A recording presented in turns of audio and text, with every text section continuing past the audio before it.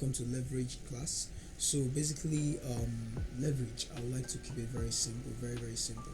Now basically, if you go into the real estate business and you want to start buying houses, now when you go to the bank, what the bank does is it requires a fixed deposit. Okay, a little deposit you want to pay, probably you need 100k.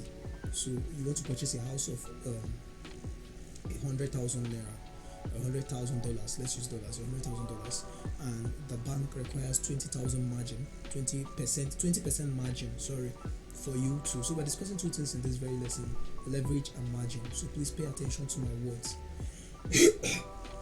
Now, when you have a house, now you require 20% margin in order to purchase that house of $100,000.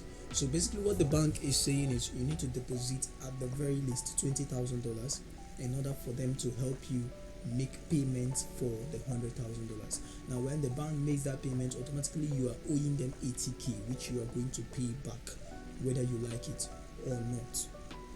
Okay. So now, moving on. How does leverage work?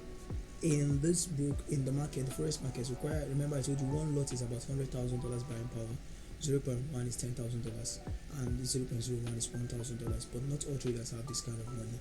So what these brokers do is they offer you leverage.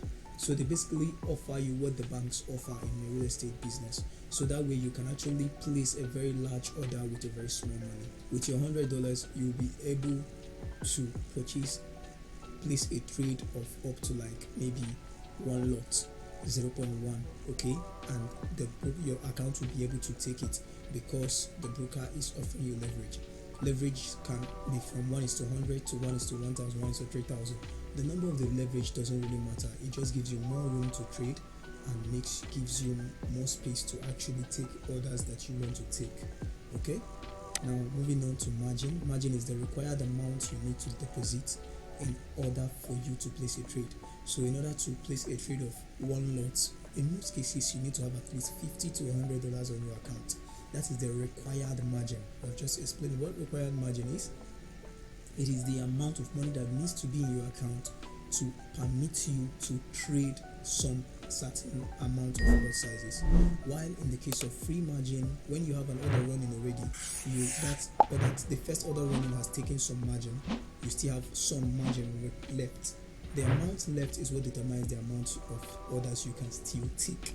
While in the case of margin call, your brokers don't want to lose money, so they set a limitation on your account so that it targets when just your money ends. That way they don't lose their money.